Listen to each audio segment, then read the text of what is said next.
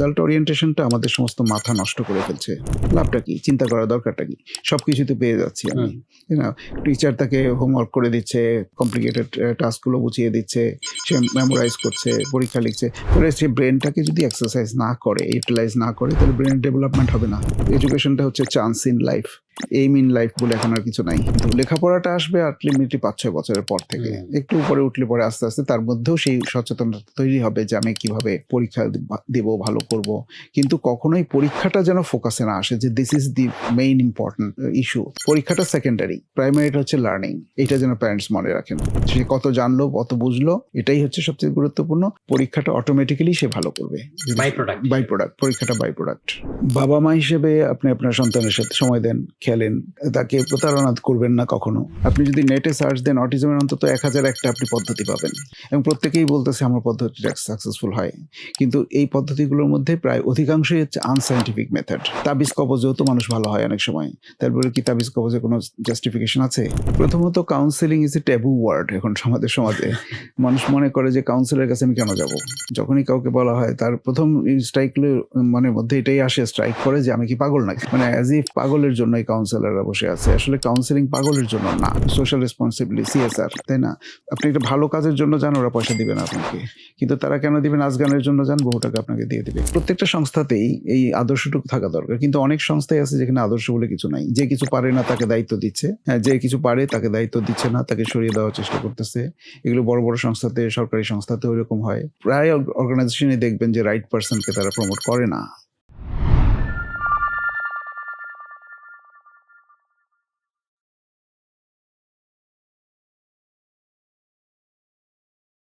প্রিয় দর্শক, আসসালামু আলাইকুম। অন্যরকম কথার নতুন একটি পর্বে সবাইকে স্বাগত জানাচ্ছি।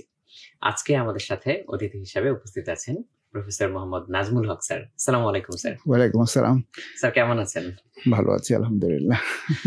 স্যার, আপনার যত কাজ সবই তো আসলে শিক্ষা, শিক্ষক, শিক্ষার্থী এই সব কিছু রিলেটেড। আপনি টিচার্স ডেভেলপমেন্ট ইনস্টিটিউটের ডিরেক্টর, তারপর আপনি সাইকোসোশ্যাল কাউন্সেলিং করেছেন, স্পেশাল এডুকেশন নিয়ে কাজ করছেন, তারপর আইইআর এ প্রফেসর ছিলেন। সো এই যে শিক্ষা নিয়ে স্যার আপনার যে প্যাশনটা, এইটা আসলে কিভাবে তৈরি হলো? এখান থেকে আমরা শুরু করতে চাই। খুব ইন্টারেস্টিং কথা প্রশ্ন করেছেন। আমি ছোটবেলা থেকেই মানুষের সাথে ইন্টারাকশনটা বেশি করতাম, ছোটবেলা থেকেই, এবং ইউজুয়ালি আমি কলেজ পর্যন্ত ছিলাম বিজ্ঞানের ছাত্র, এবং বিজ্ঞান নিয়ে পড়াশোনা করবো এটাই কল্পনায় ছিল, সংকল্প ছিল। কিন্তু শিক্ষকতা করব, মানে হয়তো সায়েন্সের টিচার হতাম। কিন্তু সামহাউ কলেজ শেষ করার পরে ঢুকে গেলাম সাইকোলজিতে। হ্যাঁ, মানে শিক্ষা বিষয়ে ঢুকলাম আর কি। প্র্যাকটিক্যালি বলতে গেলে বলা যায় যে বিএড শুরু করলাম আমি। বিএডে ভর্তি হয়ে গেলাম। অনেকেই তো সময় কাটাবার জন্য বিএডে যায়। তো আমার ওই সময় কাটানোর গিয়েই লক হয়ে গেলাম আর কি ওখানে। বিএড পড়তেই মনে হলো যে না, আসলে এডুকেশনে থাকতে হলে পরে সাইকোলজি ইজ এ মাস্ট। তারপরে আমি বিএড এমএড করে সাইকোলজিতে ভর্তি হলাম। তারপর থেকেই চললো সব কাজ, নানান ধরনের শিক্ষার সাথেই আছি, এখনো আছি নানান ধরনের, একটার পর একটা, মানে ঠিক যে বিষয়ে পড়েছিলাম সেখান থেকে সরে আসছি অনেকখানি। আবার এখন যেমন ডিসেবিলিটি আমি কখনোই পড়ি নাই, কিন্তু এখন ডিসেবিলিটির উপরে আমার বইয়ের সংখ্যা বেশি। লিখছি, কাজ করছি, বাচ্চাদের নিয়ে কাজ করছি, বোঝানোর চেষ্টা করছি, বুঝতে চেষ্টা করছি। সো এই তো এইভাবেই চলছি। স্যার, আমাদের দেশের কথা যদি বলি, অনেক সেক্টরে তো অনেক ধরনের আমাদের অপ্রতুলতা আছে, অনেক হয়তো অপ্রাপ্তি আছে আমাদের। তো ঠিক একইভাবে আমি বলবো, আমি যেহেতু বাংলাদেশে থেকে বাংলাদেশেই পড়াশোনা করেছি, সেক্ষেত্রে অনেক কিছু হয়তো আমরা পেয়ে আসিনি, বা বিভিন্ন জায়গায় যে জিনিসগুলো উন্নত বিশ্বের কথা, যে উদাহরণগুলো আমরা দেখি বা এক্সাম্পল গুলো দেখি, সেখানে অনেক কিছু হয়তো আছে। তো আমাদের এখানে, আমার পার্সোনাল এক্সপিরিয়েন্স থেকে যদি বলি স্যার, গ্রামে গঞ্জে বা বিভিন্ন জায়গায়, এই যে বিভিন্ন জায়গায় যে শিক্ষার্থীরা পড়াশোনা করছে, স্কুলগুলোতে পড়াশোনা করছে বা কলেজগুলোতে পড়াশোনা করছে, বাংলাদেশে হয়তো পোটেনশিয়াল বা হয়তো নার্চারিং করতে পারলে অনেক ভালো কিছু করতে পারতো, এরকম শিক্ষার্থীর সংখ্যা বেশ অনেক। কিন্তু সেই নার্চারিংটা আসলে স্যার আমরা করতে পারি না। তো এখানে আসলে কোন জায়গায় আমাদের বেশি করে নজর দেওয়া উচিত, যাতে ওদেরকে আমরা সুযোগ দিতে পারি, প্রপার নার্চারিং করতে পারি? এখানে নার্চারিং বলতে প্যারেন্টসদের ধারণা এবং শিক্ষকদের ধারণা এক জায়গাতে এসে আটকে আছে, রেজাল্ট ভালো করতে হবে। জি স্যার। এবং এই রেজাল্টের জন্য, পরীক্ষার ফল ভালো করতে যে তারা আসল যে উদ্দেশ্য, সেই উদ্দেশ্যটা মিস করে ফেলছে। এবং শিক্ষার্থীরাও ঠিক জানে না, যদি তারা ঠিক পরীক্ষার ফল কিন্তু পড়াশোনা করলেই ভালো হয়, ইটস এ ন্যাচারাল, অটোমেটিক্যালি হবে। কিন্তু যখন আপনি অটোমেটিকটাকে মানে অ্যাক্টিভিটিতে নিয়ে আসেন যে এটাই আমার টার্গেট, তখন আর জেনুইন যে জিনিসটা, যেটা যে ডেভেলপমেন্টটা হওয়ার কথা ছিল সেটা আর হয় না। মানে সেরকম বিষয় আর কি একটা। তো সেই ক্ষেত্রে বেশি ফল ভালো করতে যে ফলের দিকে মনোযোগ দেয়, রেজাল্টের দিকে মনোযোগ থাকার কারণে ওরা যে আসল জিনিসটা শিখবে এবং তার যে মাল্টিপ্লিকেশন হবে, মাল্টিপ্লায়ার ইম্প্যাক্ট হবে, সেগুলি হয় না। সেজন্য ভালো ভালো ছাত্ররাও কিন্তু হারিয়ে যায় এক সময়। কিন্তু মিডিওকাররা উঠে আসতেছে, কারণ মিডিওকারটা শিখে অনেক বেশি, জানে, বুঝে, সেই কারণে হয়তো তাদের ক্ষেত্রে বেশি ডেভেলপমেন্টটা হয়। তবে যারা ভালো রেজাল্ট করে তারা যে একদম সবাই ভালো কিছু করতে পারছে না তা তো না, কিছু কিছু নিশ্চয়ই আছে, কিন্তু সংখ্যাটা তুলনামূলকভাবে কম। আমরা যদি পার্সেন্টেজ করি বিটুইন মিডিওকার অ্যান্ড হাই পারফর্মার্সদের মধ্যে, তাহলে দেখবো মিডিওকারদের পার্সেন্টেজ ইজ অনেক হাই ইন দেয়ার লাইফ সাকসেসের ক্ষেত্রে, সেটা হতে পারে। তো সেটা আমার মনে হয় এই বিষয়টাই দরকার, যে ছেলে মেয়েরাও কোনো গাইডেন্স পায় না, স্কুলেও পায় না, প্যারেন্টসদের কাছ থেকেও পায় না, এবং কর্মজীবনে আসার পরেও পায় না। তখন সেটা কি করে, বন্ধুদের কাছ থেকে শুনে শুনে শেখে ওরা। একজন বন্ধুকে জিজ্ঞাসা তুই কি করবি, কোথায় যাবি, আমি এটা করবো, আচ্ছা চল আমিও যাই। এমনকি বিশ্ববিদ্যালয়ে যখন ভর্তি হতে আসে ছাত্ররা, তারাও বন্ধুদের পিছনে পিছনে আসে। বিভাগ নির্বাচন করবার সময় যেইখানে বেশি সংখ্যক যায়, তার যে কোনো ইন্টারেস্ট আছে সেটা বোঝাই যায় না। হ্যাঁ, সে ফলে হয় কি, অন্য একটা সাবজেক্টে কেউ ইনসিডেন্টালি এসে ভালো করে ফেলে, এসে ঢুকলো, তারপর আস্তে আস্তে নিজেকে ডেভেলপ করে ফেলে, কিন্তু অধিকাংশ সেটা পারে না। আস্তে আস্তে তখন ওই হারিয়ে যায় আর কি। ওই চাকরি সার্টিফিকেট একটা পেলো, ওই সার্টিফিকেট নিয়েই তাদের চাকরিতে যেখানে সুবিধা হয় বিভিন্ন জায়গায় অ্যাপ্লাই করে, হয়তো বিসিএস দেয়, ব্যাংকে যায়, ওখানে যায়, এনজিওতে যায়, যেখানে পেয়ে যায় সেটাই হয়। অতএব এডুকেশনটা হচ্ছে chance in life, aim in life বলে এখন আর কিছু নাই। একদম সত্যি কথা স্যার, আমি এটার সাথে রিলেট করতে পারছি এই কারণে যে হয়তো কেউ একটা কিছু পড়ে রেজাল্ট ভালো করলো বলতে আসলে পরীক্ষায় ভালো পরীক্ষায় ভালো মার্কস পেলো, কিন্তু ওই ডিসিপ্লিনটার যে লার্নিং অবজেক্টিভটা ছিল, যে সে এটা করে কোনো হয়তো রিয়েল লাইফ প্রবলেম সলভ করতে পারবে বা প্র্যাকটিক্যালি সেটা কাজে লাগাতে পারবে, এই জিনিসটা আসলে নরমালি হয় না, এই জিনিসটা রেয়ার। তো যদি আবার একটু বাবা মার কথায় ফিরে আসি, আমি শিক্ষকদের কথায় আসবো। বাবা মা যতটা আসলে বাচ্চাদের রেজাল্ট ভালো করার পিছনে ইফোর্ট দেন, মনোযোগ দেন, কিংবা হচ্ছে বাচ্চাদেরকে আমি বলবো যে অনেক সময় প্রেশারাইজ করেন, অনেক সময় বলতে আসলে বেশিরভাগ সময় প্রেশারাইজ করেন যে তোমাকে ভালো রেজাল্ট করতেই হবে, মানে সাম কাইন্ড অফ একটা প্রজেক্ট হিসেবে হচ্ছে বাচ্চাদেরকে ট্রিট করা হয়, যে ও হচ্ছে একটা মেশিন বা একটা প্রজেক্ট, তাতে আমি এরকম ইনপুট দিচ্ছি এবং আমি এক্সপেক্ট করছি যে সে ভালো রেজাল্ট করবে। যেমন হয়তো তাকে দুইটা আমি টিচার দিয়ে দিলাম, হোম টিউটর দিয়ে দিলাম, বা তাকে হচ্ছে এক গাদা গাইড বই কিনে দিলাম, এইটুকু করে বাবা মায়েরা অনেক সময় এক্সপেক্ট করেন যে সে ভালো রেজাল্ট করবে। সেই রেজাল্টটা যখন সে করতে পারে না, তখন কিন্তু অনেক একটা ফ্রাস্ট্রেশন তৈরি হয়, একটা টক্সিক কালচার তৈরি হয়, এরকম।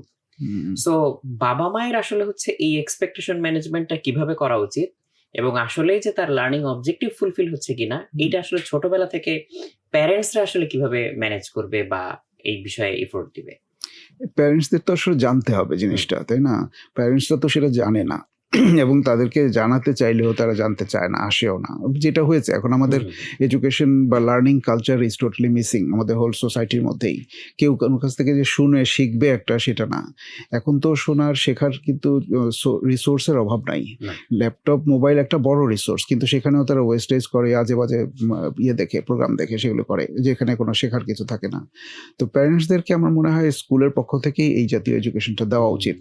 প্রতিটি স্কুলেই তাদের সমস্ত প্যারেন্টসদের জন্য ইভেন বছরে 6 মাসে যদি একটা করে সেমিনার সিম্পোজিয়ামও রাখে, যে what to do, what to expect from their children, and what is reality in the field of education, it not the result but the achievement. এই জিনিসগুলো তারা জানে না, সেই জন্য মনে হয় যে তাদেরকে বোধহয় একটু এডুকেশন দেওয়া দরকার। কিন্তু এডুকেশনের কথা বললে আবার সার্টিফিকেটের প্রশ্ন চলে আসে। সবাই চায় সার্টিফিকেট না পেয়ে লাভটা কি হবে। একদম সত্যি কথা স্যার, মানে সার্টিফিকেটটাকেই হচ্ছে আমরা এত মূল্যবান করে ফেলেছি আসলে। আসলে স্যার সত্যি কথা বলতে, যে জিনিসকে সোসাইটি যে লেভেলে যতটুকু মূল্যায়ন করে, মানুষ তো সেটার পিছনেই আসলে ছুটবে, সেটার পিছনে। তো সার্টিফিকেটটাকেই আমরা ছিল না অতীতে, কিন্তু এটা ছিল না কখনোই। এই যে সার্টিফিকেটের প্রতি ভ্যালুয়েশন, এটা চাকরি পাওয়া পর্যন্তই তার দাম। হ্যাঁ হ্যাঁ, তারপরে তার নিজের যোগ্যতা দিয়ে। এখন সার্টিফিকেট দিয়ে আমি একটা ভালো চাকরি পেলাম, তারপরে তো আমার ইনিশিয়েটিভ গুলো তো অ্যাচিভ করার যোগ্যতাই নাই আমার। আপনি যে আজকে আর্লি চাইল্ডহুড নিয়ে কথা বলবেন, যে বাচ্চাটা আর্লি চাইল্ডহুডে একেবারে ছোটবেলা থেকেই তার ইনকিউজিটিভনেসটা নাই, তাদের ক্রিয়েটিভিটি করতে দেওয়া হচ্ছে না, ফলে তার মধ্যে ওই ডেভেলপমেন্টই হয় নাই। হোল মানে নিউরোলজিক্যালি মস্তিষ্কই কিন্তু তাকে সেই কাজটা থেকে বিরত রাখতেছে। লাভটা কি? চিন্তা করার দরকারটা কি? সব কিছু তো পেয়ে যাচ্ছি আমি। টিচার তাকে হোমওয়ার্ক করে দিচ্ছে, কমপ্লিকেটেড টাস্কগুলো বুঝিয়ে দিচ্ছে, সে মেমোরাইজ করছে, পরীক্ষা লিখছে, ফলে সে ব্রেনটাকে যদি এক্সারসাইজ না করে, ইউটিলাইজ না করে, তাহলে ব্রেনের ডেভেলপমেন্ট হবে না, এবং সে হয়তো ভালো রেজাল্ট করলো, কিন্তু ভালো ডেভেলপমেন্ট যদি না হয়। প্রশ্ন করতে তো অনেক সময় অনেক ক্ষেত্রে আমরা দেখি নিরুৎসাহিত করা হয়। হ্যাঁ, স্কুলগুলোতে তাই করে। এই বিষয়ে স্যার একটা জিনিস জানার ছিল, যে একটা স্কুলে আমরা যদি দেখি যে অনেকগুলো বাচ্চা বসে একটা ক্লাসরুমে, সেক্ষেত্রে হয়তো খুব ভালো বা খুব এক্সপেন্সিভ স্কুল যেগুলো, সেখানে হয়তো অল্প বাচ্চারা বসে, হয়তো 15-20 জন এরকম, কিংবা সরকারি স্কুল বা এরকম যেগুলো আছে সেগুলোতে হয়তো আরেকটু বেশি সংখ্যক বাচ্চারা একটা ক্লাসরুমে বসে। কিন্তু বাচ্চাদের মাইন্ডসেট তো আসলে ডাইভার্সিফাইড, অনেক বেশি। এক এক বাচ্চা তো এক এক ভাবে শেখে। সো এটাকে কি আসলে ইনস্টিটিউশনালি কোনোভাবে অ্যাকোমোডেট করার উপায় আছে? হ্যাঁ, করা যায়। তার জন্য তো পদ্ধতিগতভাবেও বিষয় আসে। বিশেষ করে যাদেরকে স্পেশাল বাচ্চাদের নিয়ে যারা কাজ করে, আমিও করি তাদেরকে নিয়ে। সেই ক্ষেত্রে কিন্তু একটা স্পেশাল বাচ্চা যখন ইনক্লুসিভ সিস্টেমে চলে আসছে, তখন টিচারের রেসপন্সিবিলিটি হচ্ছে এমনভাবে বোঝানো যে একটা বিষয় একটা সাধারণ স্বল্প বুদ্ধিসম্পন্ন শিশুও বুঝবে এবং একটা গিফটেড চাইল্ডও বুঝবে। অর্থাৎ সিম্পলি মেথোডোলজির ব্যাপার। এটাকে ইউডিএল পদ্ধতি বলা হয়, universal design for learning, universal design for learning. তো ওইটা তো এখন মডার্ন একটা প্র্যাকটিস স্কুলের মধ্যে। আমাদের এখানে সেটা এখনো আসে নাই বা করে না। যারা জানে তারা জানে পর্যন্তই। স্কুলগুলোতে আবার এগুলো অ্যাপ্রিসিয়েট করে না। স্কুল কেন করে না? যে ওগুলো করলে তো রেজাল্টে ভালো হবে না। রেজাল্ট তো 10টা প্রশ্ন আসে, 10টা প্রশ্ন শিখলেই তো হয়ে গেল, ভালো রেজাল্ট করতে পারবে। ওই জন্য এই রেজাল্ট ওরিয়েন্টেশনটা আমাদের সমস্ত মাথা নষ্ট করে ফেলছে। শুধু রেজাল্ট ওরিয়েন্টেশন। আসতে হবে যে না, ঠিক আছে, সবাই পাস আর ফেল, যেটা একটা সিস্টেমের মধ্যে আমরা যেতে চাচ্ছিলাম একসময়, ভবিষ্যতে হয়তো যেতে হবে। এটা হয় পাস বা ফেল, কিন্তু পাস যে করবে সে অনেক বিভিন্ন যোগ্যতায় পাস করবে, আর যে ফেল করবে সে হয়তো বিভিন্ন যোগ্যতায় ফেল করবে। তাদেরকে আবার ডেভেলপ করার চেষ্টা করা যেতে পারে। ওই রকম একটা সুযোগ থাকলে পরে এই কম্পিটিশনটা হতো না। আনফেয়ার কম্পিটিশন একটা আমাদের এখন, মানে ফার্স্ট হতে হবে, ফার্স্ট সেকেন্ড থার্ড। এই ফার্স্ট সেকেন্ড থার্ড হওয়ার জন্য যে প্রতিযোগিতা, এই প্রতিযোগিতা অন্য জিনিস থেকে সরিয়ে দেয় সবসময়। যেমন আপনি যদি একটা টার্গেট কোনো একটা জায়গায় যাওয়ার জন্য চিন্তা করছেন, আমি অমুক শহরে যাব, যাওয়ার আপনি চিন্তা করছেন ওখানে কখন যাব, কিভাবে যাব, শুধু বলে দিলেন যে আমি ট্রেনেই যাবো, তাহলে আপনার মানে নেচারটা দেখার সুযোগ পাচ্ছেন না আপনি। কিন্তু আপনি যদি বলেন যে আমি এক্সপ্লোর করতে করতে যাই, তাহলে আপনি জায়গাতে পৌঁছবেন ঠিকই, কিন্তু you would be much richer in experience. আসলে এটা স্যার একদম অনেক সুন্দর করে বলেছেন। আসলে মানে জিনিসটা আমিও রিলেট করতে পারছি। স্যার এই জায়গায় তাহলে প্যারেন্টসদের জন্য একটা ভূমিকা তো বুঝলাম, যে আসলে প্যারেন্টসদের জানতে হবে, বুঝতে হবে, এবং মোস্ট অফ দ্য কেসেস প্যারেন্টসকে সেই জানানোর দায়িত্বটা স্কুলের আসলে নেওয়া উচিত ছিল। তো অনেক ক্ষেত্রে বা বেশিরভাগ ক্ষেত্রেই তারা আসলে নিচ্ছে না। এবং যে মেথোডোলজির কথা বললেন, ইউডিএল বা এরকম যে মেথোডোলজি গুলো আছে, সেটাও আবার অনেক ক্ষেত্রে স্কুল হয়তো নেয় না। সে হয়তো আগ্রহী হচ্ছে না যে এটা গার্ডিয়ানকে বুঝাতে পারবে কি পারবে না, রেজাল্ট ভালো হবে কি হবে না। এই যে রেজাল্ট ওরিয়েন্টেড যে পড়াশোনা এবং এই ধরনের যে সিস্টেম, এটার কারণে দেখা যাচ্ছে ওই যে সবাইকে আমরা এক পাল্লায় মাপার চেষ্টা করি, তো বা একই ছাঁচে ফেলে মাপার চেষ্টা করি, যার কারণে দেখা যায় যারা ওর সাথে ভালো করে এবং যারা ভালো করে না, এদের মধ্যে কিন্তু একটা ভালো রকমের ডিসক্রিমিনেশন হয় হয়ে যাচ্ছে, হচ্ছে। এবং এই হওয়ার ফলে এই বাচ্চাদের ছোট মনে একটা কিন্তু বিরূপ প্রতিক্রিয়া পড়ে। সো এইটা স্যার আপনার এক্সপেরিয়েন্স থেকে কিভাবে মূল্যায়ন করবেন? ওদের তো মানে মনের মধ্যে হচ্ছে অনেক কিছু জমা হয়। হ্যাঁ, এটার আলটিমেট রেজাল্টটা ফিউচারে যে খারাপ হয়, প্রতিহিংসা সৃষ্টি হয় মানুষের মধ্যে, শিশুদের মধ্যে। মানে শৈশবকাল থেকে অনেক সময় মায়েরা বলে দেয় ভালো ছাত্রদের সাথে মিশবা, খারাপদের সাথে মিশবা না, তোমার নোট কাউকে দেখাবা না, কাউকে শেয়ার করবা না। তার মানে ওদের কিন্তু এখন এই বিষ বৃক্ষটা শুরু হয়ে যাচ্ছে, একেবারেই শৈশবকাল থেকেই শুরু করে দিচ্ছে। এবং এইটাই তার পরবর্তীকালে গিয়ে অবিশ্বাস সৃষ্টি হয় মানুষের মধ্যে। কেউ কাউকে বিশ্বাস করে না বড় জীবনে, পরবর্তী জীবনে। ফ্যামিলি লাইফে এই ক্রাইসিসগুলো তৈরি হচ্ছে সবসময়। নিজের সন্তানদেরকেও তারা ট্রাস্ট করে না। সন্তানরা স্বাধীনভাবে বাইরে ঘুরতে চাইলে তাদেরকে বাধা দিচ্ছে, না তুমি নিশ্চয়ই অন্য কিছু করতেছো। তো এই যে অবস্থাগুলো, এগুলো কিন্তু তাদের এই ছোটবেলা থেকেই মানে জেনারেশন আফটার জেনারেশন এটা চলে আসতেছে, এবং এগুলো থেকে বের হওয়ার জন্য অবশ্য চেষ্টা দরকার। চেষ্টা দরকার। হ্যাঁ, সেটার ক্ষতিকারটা কিন্তু মানসিক ক্ষতি করে, ব্যক্তিত্বের ক্ষতি হয়, পার্সোনালিটি ড্যামেজ করে এই সমস্ত জিনিসগুলোকে। কিন্তু মানুষ যে ছোটবেলা থেকেই উদার মানে পরিবারের মানুষ হচ্ছে, হ্যাঁ, মানুষকে ট্রাস্ট করে, মিশতে পারে সহজে, তাদের এই পরবর্তী জীবনে এই সমস্যাগুলো হয় না। They become more social, otherwise they would become introvert person. হ্যাঁ, এখন স্যার একদম আগে যে জিনিসগুলো আরো পরে গিয়ে ডেভেলপ হতো বা পরে গিয়ে এক্সপ্রেস হতো, সেরকম কিছু বিষয় কিন্তু এখন মানে আমি নিজেও দেখেছি একদম স্কুলের বাচ্চাদের মধ্যেও দেখা যাচ্ছে। যেমন হচ্ছে আমি যদি দু একটা ইস্যু বলি, লাইক হচ্ছে ডিপ্রেশন, লোনলিনেস কিংবা হচ্ছে আইসোলেশন, এই জিনিসগুলো আগে আমরা মনে করতাম যে আরো বড় হয়ে হয়তো এগুলো express হয়। এখন ছোটবেলায় দেখা যাচ্ছে।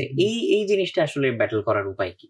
ব্যাটল করার উপায় হচ্ছে যে সোসাইটিতে সে থাকছে, হ্যাঁ, স্কুল হোক, পরিবার হোক, তাদেরকে অন্তত জিনিসটা, ওরা তো নিজেরা কোনো ম্যানিপুলেট করতে পারবে না না। সোসাইটিকে, তাই না?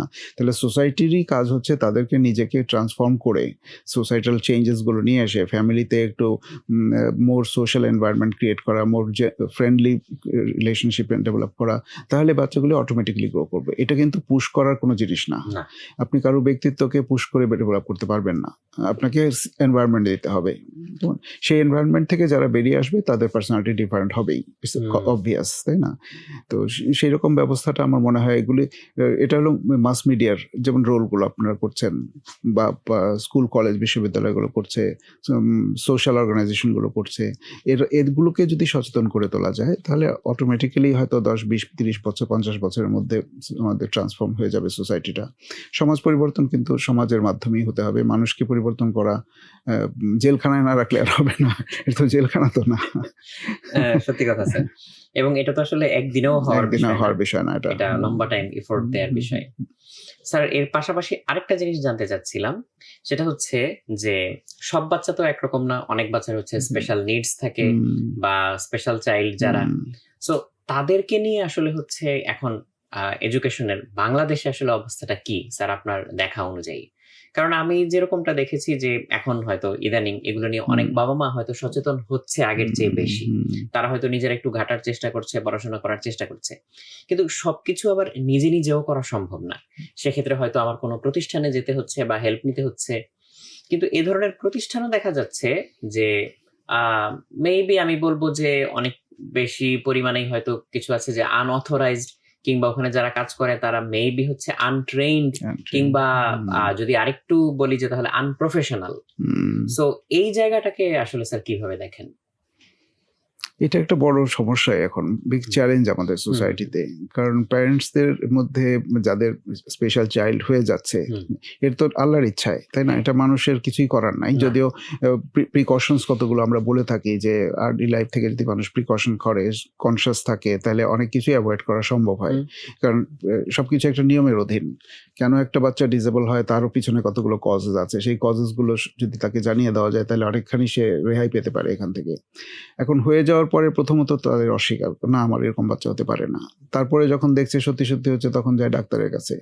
কিন্তু স্পেশাল নিড যারা, particularly intellectual disability, autism, down syndrome, এই জাতীয় জিনিসগুলো, এখানে ডাক্তারদের কিছু করণীয় নাই কিন্তু। কারণ ডাক্তারদের সিলেবাসের মধ্যেও পুরো জিনিসটা নাই। ফলে তারা কতগুলো মিসগাইড করে অনেক সময়। যেমন ধরেন একটা বাচ্চা ডিলেড স্পিচ, এখন যে দেরিতে কথা বলছে, স্লো ডেভেলপ করছে, তাকে বলা হচ্ছে একটা স্কুলে দিয়ে দেন, ডে কেয়ারে ভালো হয়ে যাবে। কিন্তু ডে কেয়ারে যে আপনি দেবেন, ডে কেয়ারের টিচারদের তো এই ট্রেনিং নাই, সে তাকে সাপোর্ট দিচ্ছে না, এবং তখন কি হয়, অন্য বাচ্চারা তাকে অ্যাভয়েড করে, তাকে বুলি করে।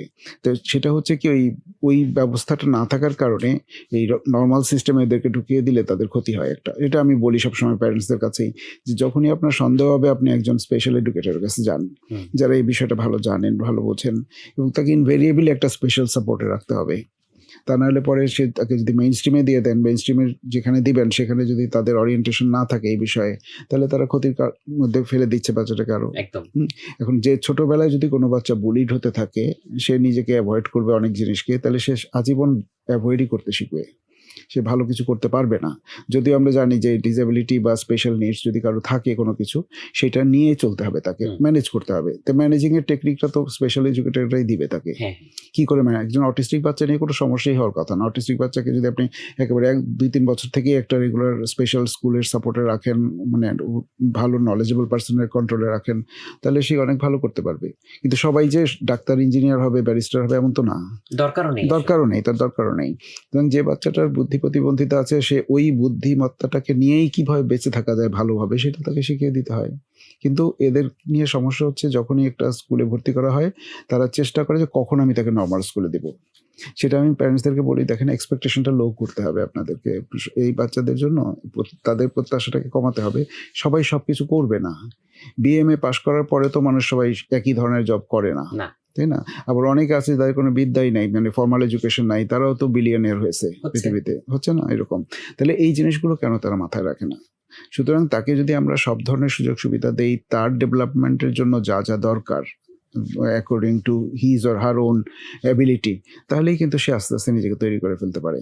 এবং তৈরি করার জন্য সুযোগের মধ্যে ফেলে দিলে পরে সে নিজেও ডেভেলপ করে। এরা যে একদমই এমনকি যাদের বুদ্ধি খুবই স্বল্প মাত্রা, যেমন ডাউন সিনড্রোমদের বুদ্ধি তুলনামূলকভাবে একটু কম থাকে, কিন্তু আমি ইন্টারন্যাশনাল লেভেলে ডাউন সিনড্রোম কনফারেন্স অ্যাটেন্ড করেছি, সেখানে দেখেছি ডাউনসরাই ম্যানেজ করতেছে অনেক কিছু। অবাক হয়ে যাওয়ার মতন ব্যাপার। তারা ইন্টারভিউ নিচ্ছে, মানুষের রেডিও টেলিভিশনে প্রোগ্রাম করছে। হ্যাঁ, তো ওইটা হচ্ছে কি, তাদেরকে সেইভাবেই সহযোগিতা করা হয়েছে। কিন্তু ওই এবিসি শেখানোর জন্য রাখা হয় না সবসময়। আমাদের প্যারেন্টসদের ধারণা হলো কবে সে এবিসি শিখবে, আর শেখাবে এবি দিয়ে শুরু করতে হবে, কেন ও কোথায় গেল, যে সেরকম একটা কিছু ব্যাপার থাকে এই স্কুলে। যে এই বিষয়টা, এবং আমাদের এখানে কিন্তু গ্রোন আপ যারা স্পেশাল চিলড্রেন যারা আছেন, অ্যাডাল্ট হয়ে যাওয়ার পর তাদের কোনো ব্যবস্থা নাই। কোনো স্কুলও কোনো পরামর্শ দেয় না তাদের জন্য কি করতে হবে। দুই একটা সংস্থা আছে, পিএফডিএ বলে একটা সংগঠন আছে, প্যারেন্টস ফোরাম, ওরা কিছু কিছু লিমিটেড কয়েকটা ট্রেনিং দেয় ওদেরকে। তো ট্রেনিংগুলো আবার জোর করে দেওয়া হয়, তার ইন্টারেস্টের সাথে ম্যাচ করে না অনেক সময়। তো সেইগুলো বিবেচনায় রাখতে পারলে এদের সমস্যাটাকেও বাঁচানো যেতে পারে। তো প্যারেন্টসদের উদ্দেশ্যে বলবো আমরা যে হ্যাঁ, আপনারা এটা লক্ষ্য রাখেন যে তার ইন্টারেস্টটা কী এবং কিভাবে তাকে আমরা সাহায্য করব। তাকে ম্যাট্রিক ইন্টারমিডিয়েট পাশ করাতে হবে এমন কোনো বাধ্যবাধকতা নাই। সে যেন বেঁচে থাকে, বাবা মা যখন থাকবে না তখন কে দেখবে তাদেরকে? মানে সোসাইটিতে সে যাতে একজন, মানে সোসাইটির একজন ফাংশনাল মেম্বার হিসেবে থাকতে পারে। স্যার, এইটার পাশাপাশি কাছাকাছি মানে খুব রিলেটেড আরেকটা টপিক মাথায় আসলো, সেটা হচ্ছে যে কাউন্সেলিং এর যে বিষয়টা, অনেকেরই তো হচ্ছে কাউন্সেলিং আসলে দরকার হয়, বা তাকে হয়তো নিয়ে এই জিনিসগুলো করলে তার অনেক হয়তো মেন্টাল ব্লকেট থাকতে পারে, বা অনেক রকম সমস্যায় সে ভুগতে পারে, সেগুলো চাইলে সমাধান করে দেয়া যায়। তো কাউন্সেলিং এর আসলে এখন বাংলাদেশের বর্তমান চিত্রটা কি? এটা স্যার যে কারণে জিজ্ঞেস করলাম, বিকজ অনেক স্টুডেন্টদের সাথে, মানে একদম ছোট বাচ্চা থেকে শুরু করে মোটামুটি আরো বড় যারা আছে, এরকম স্টুডেন্টদের সাথে আমাদের হয়তো অনেক ইস্যুতে অনেক রকম কথাবার্তা বলা হয়। তো তাদের অনেকেও হয়তো অনেক রকম কাউন্সেলিং পেয়েছে বা পাচ্ছে। তো এখানে আমার একটা অবজারভেশন ছিল যে এই সাইকোলজির যে বিষয়গুলো, এগুলো তো আসলে এত সহজ করে দেখার কিছু নেই বা খেলো করে দেখার কিছু নেই, বিকজ এই কথাগুলো বা এই ওয়ার্ডগুলো একটা বাচ্চার মনে অনেক রকম প্রভাব সৃষ্টি করতে পারে। তো এই বিষয়ে কেউ যদি অভিজ্ঞ না হয়, তাহলে সে ওই বাচ্চাটাকে হেল্প করার বদলে বরং ইভেন অনেক ক্ষেত্রে তার ক্ষতিও করতে পারে। হ্যাঁ, হতে পারে। তো এই বিষয়ে বাংলাদেশে এখন স্যার কি দেখতে পাচ্ছেন? প্রথমত, counselling is a taboo word এখন আমাদের সমাজে। মানুষ মনে করে যে কাউন্সিলের কাছে আমি কেন যাব। যখনই কাউকে বলা হয়, তার প্রথম স্ট্রাইক মানে মধ্যে এটাই আসে, স্ট্রাইক করে যে আমি কি পাগল নাকি। মানে অ্যাজ ইফ পাগলের জন্যই কাউন্সিলররা বসে আছে। আসলে কাউন্সেলিং পাগলের জন্য না, এটা একদম স্ট্রেট ফরওয়ার্ড কথা, যে counselling is not for insane people. যাদের মানে মানসিক সমস্যা আছে, তীব্র সমস্যা আছে, তাদের জন্য কাউন্সেলিং না। কাউন্সেলিং এর আপনার আমার মতন সুস্থ ব্যক্তিদের জন্যই কাউন্সেলিংটা প্রয়োজন হয়। এবং কাউন্সেলিং শুধু মানুষের জন্য নয়, ইন্ডাস্ট্রিতেও কাউন্সেলিং আছে, ইন্ডাস্ট্রিয়াল কাউন্সেলিং, ব্যাংকিং এ কাউন্সেলিং আছে, বিজনেস যারা করবে তাদের জন্য কাউন্সেলিং আছে, হেলথ সেক্টরে কাউন্সেলিং আছে। সবগুলোই কাউন্সেলিং মানে হচ্ছে দুজনের মধ্যে, ক্লায়েন্টের সাথে এক্সপার্টের একটা ইন্টারাকশন হয়, ডায়ালগ হয়, ডায়ালগের ভিতর দিয়ে একজন আরেকজনের মানে উইকনেসগুলোকে ডিসকভার করে and how to manage that weakness, সেটার জন্য তাকে এডুকেট করে দেওয়া হয়, তাকে ট্রেন আপ করে দেওয়া হচ্ছে। তার ফলে আপনি যদি আপনার সমস্যাটা ভালো বুঝেন, তাহলেই তো আপনি অনেক ভালো চলতে পারবেন। কিন্তু আপনি যদি না জানেন সেটা, তাহলে পারবেন না। কাউন্সিলরদের কাজটা হচ্ছে এটাই। তো এখন কাউন্সেলিং একটা আসলেই এটা এক্সপেরিয়েন্সের উপর নির্ভর করে। ইউনিভার্সিটি থেকে আপনি কাউন্সেলিং ডিগ্রি নিয়ে আসলেন, পরের দিন একটা চেম্বার খুলে বসে গেলেন। হ্যাঁ, একেবারেই কিছু, কিছু কেস যে হবে না তা তো না। কিছু তো পারবেই তারা। কিন্তু তারপরে অভিজ্ঞতার দরকার হয়। লতে যেরকম ইন্টার্নশিপ থাকতে হয় না, কারোর সাথে প্র্যাকটিস করার জন্য 6 মাস 1 বছর থাকতে হয়, কারোর সাথে ডাক্তারদের থাকতে হয়। এরকম কাউন্সিলররাও তাই করে। তারা একজন সিনিয়রের সাথে কিছুদিন থেকে করে। তবে এটার জন্য অবশ্যই সাইকোলজিক্যাল একটা ওরিয়েন্টেশন লাগে। হ্যাঁ, না হলে পরে উইদাউট নোয়িং সাইকোলজি যদি কেউ কাউন্সেলিংয়ে নামতে চায়, কিছু, কিছু আছে পৃথিবীতে। ভালো, ভালো কাউন্সিলর আছে যারা ইঞ্জিনিয়ার, ডাক্তার পরবর্তীকালে। কিন্তু সেটা কখন হয়েছে? তারা হয়তো 20-25 বছরের এক্সারসাইজ করার পর। তার এক্সপোজার বেশি ছিল, পড়াশোনা বেশি ছিল। কারণ হিউম্যান কালচার, হিউম্যান সোসাইটি না বুঝলে আপনি কাউন্সেলিং করতে পারবেন না। মানুষকে বুঝতে হবে। সেটা বোঝার জন্য অনেক সময় বই যথেষ্ট না। মিশতে হয়, মানুষের সাথে কথা বলতে হয়, কাজ করতে হয়। আপনার ওই রকম একটা দৃষ্টিশক্তি থাকা দরকার। কি করে আমি বুঝবো মানুষকে, তাই না? মানুষকে ভেতরটা পর্যন্ত দেখে বের করে ফেলা যায়, তার মধ্যে কি চলছে ভিতরে একদম। এখন। তো এইগুলি তো বইতে লেখা থাকে না। তো সেই জন্য কাউন্সেলিংটার জন্য একটা প্র্যাকটিক্যাল ট্রেনিং তো লাগবেই। ডেফিনিটলি একটা ডিগ্রি থাকা দরকার, যদি সম্ভব হয় সবচাইতে ভালো। তারপরে একজন সাধারণ মানুষও কাউন্সেলিং করতে পারে কম বেশি। এরা বলবো আমরা ওই কমন সেন্স কাউন্সেলর, হুম, হুম। বাবা-মা যেরকম ছেলেমেয়েদের কাউন্সেলিং করে, শিক্ষকরা করে সেই ধরনের, তারাও তো ভালোই করে। তো এইটাই কাউন্সেলিংটা আমাদের সমাজ ব্যবস্থার মধ্যে খুবই দরকার। এটা আমি বলব যে জনগণের এটা বোঝা দরকার যে কাউন্সেলিং পাগলের জন্য না, সুস্থ মানুষের জন্যই দরকার হয়। এবং যখন সে তার কর্মক্ষেত্রে, তার জীবন দক্ষতার ক্ষেত্রে কোনো জায়গাতে আটকে যাচ্ছে, সমস্যায় হচ্ছে, কেউ সহযোগিতা করতে পারছে না, তখন কাউন্সেলরই সহযোগিতা করতে পারে। কারণ কাউন্সেলর ডাইভার্সিটি, মানে নলেজটা থাকে, ডাইভার্সিফাইড নলেজ আছে। তিনি অনেক বিষয়কে একত্র করে চিন্তা করে তাকে একটা দিক নির্দেশনা দিতে পারেন, তাকে একটা পথ দেখিয়ে দিতে পারেন, যে পথে চললে সে তার সমস্যা থেকে বেরিয়ে আসতে পারবে। হ্যাঁ, এখন আসলে যেটা দেখা যাচ্ছে সোশ্যাল মিডিয়ার যুগ তো। আমরা অনেক সময় সোশ্যাল মিডিয়া ফলোইং কিংবা ইনফ্লুয়েন্সকে হচ্ছে অথরিটির সাথে বা এক্সপার্টিস এর সাথে হয়তো গুলিয়ে ফেলি। গুলিয়ে ফেলা হচ্ছে। সো সে কারণে হয়তো দেখা যায় যে হয়তো আমি এমন কাউকে ফলো করা শুরু করলাম বা তার কাউন্সেলিং নেওয়া শুরু করলাম, যার হয়তো আসলে ওই ব্যাকগ্রাউন্ডটা নেই। তো এই ক্ষেত্রে আসলেই সতর্ক হওয়া উচিত। এটা সতর্ক হওয়া উচিত। এটা কিন্তু ইয়াং পিপলরা বেশি করে। হ্যাঁ, হ্যাঁ। কিছু হলেই গুগল করে। হুম। গুগল করে দেখে যে এই ওষুধটা ডাক্তার আমাকে দিয়েছে, এটা ঠিক না বেঠিক, কি হলো একটা। আচ্ছা। তো ডাক্তার যে ওষুধটা দেয়, ডাক্তারের তো একটা লং এক্সপেরিয়েন্স আছে, একটা এডুকেশন আছে, কোন মেডিসিনটা তার বডি অ্যাপ্রোপ্রিয়েট করবে সেটা দেখে দিচ্ছে। কিন্তু ওই গুগল করলে অনেক সময় গুগল সঠিক তথ্য দেয় না। তারপরে ইয়ের মধ্যে নেটে অনেক ধরনের লেকচার, ডিসকাশনস থাকে যেগুলো, কিন্তু তারপরেও কথা হচ্ছে একজন ফেস টু ফেস একজনের সাথে বসতে হবে আপনাকে, যিনি আপনাকে প্রপার গাইড করবে। হ্যাঁ। যিনি যেমন আমরা এখানে যেটা বলে দিচ্ছি কথাগুলো, এটার উপরে ভরসা করে যদি কেউ আবার অন্য কাজে ঢুকে যায়, তাহলে ভুল হবে তার। হতেই পারে, কারণ আমাদের কনটেক্সট আর তার কনটেক্সট এক না। আমি একটা বিষয়ের উপরে টক দিচ্ছি, আমার একটা কনটেক্সট আছে, কিন্তু তার যে সমস্যা টোটালি ডিফারেন্ট, কিন্তু নেচার অফ প্রবলেম সেম। তখন তাকে তো সেই অনুযায়ী সিদ্ধান্তটা নিতে হবে। হতেই পারে, কারণ দুইটা মানুষ যখন ইন্টারঅ্যাক্ট করে, সব কমিউনিকেশন যে তার মধ্যে ভার্বাল তা তো না। অনেক হয়তো ভিজুয়াল থাকে, হ্যাঁ, টেকটাইল স্পর্শের মধ্যে তো কাজ করে, সেগুলো আসে। তো এগুলোও তো ম্যাটার করে অনেক সময় ডিসকাশনে, সেগুলোকে বিবেচনা না নিয়ে। সেই জন্য যারা অনেক সময় গুগল করে ওষুধ খায়, চিকিৎসা করে, ব্যায়াম করে, তাদের ওটা কাজে লাগে না, অনেক সময় নষ্ট হয়, অথবা বিপদেও পড়তে পারে। হ্যাঁ, মানে এই জিনিসটাতে তো অবশ্যই আরো সতর্কতা অবলম্বন করা। কারণ তিনি তো ওই বিষয়ের এক্সপার্ট না। একজন এক্সপার্টই ওই লেকচার থেকে বেনিফিটেড হবে। আমি যদি এই বিষয়ের বিশেষজ্ঞ হই বা বিষয়টা আমার ভালো জানা থাকে, তাহলে আমি গুগলের যে কোনো একটা টপিক থেকে ভুলটাও ধরতে পারবো, শুদ্ধটাও ধরতে পারবো, যে তিনি এটা ভুল বলছেন, এটা ঠিক না। হ্যাঁ, যেমন ধরেন আপনাকে আমি বলি অটিজমের ব্যাপার দিয়ে, আপনি যদি নেটে সার্চ দেন অটিজমের অন্তত 1001টা আপনি পদ্ধতি পাবেন, এবং প্রত্যেকেই বলতেছে আমার পদ্ধতিটা সাকসেসফুল হয়। কিন্তু এই পদ্ধতিগুলোর মধ্যে প্রায় অধিকাংশই হচ্ছে আনসাইন্টিফিক মেথড। তাবিজ কবজেও তো মানুষ ভালো হয় অনেক সময়, তারপরে কি তাবিজ কবজে কোনো জাস্টিফিকেশন আছে? নাই তো।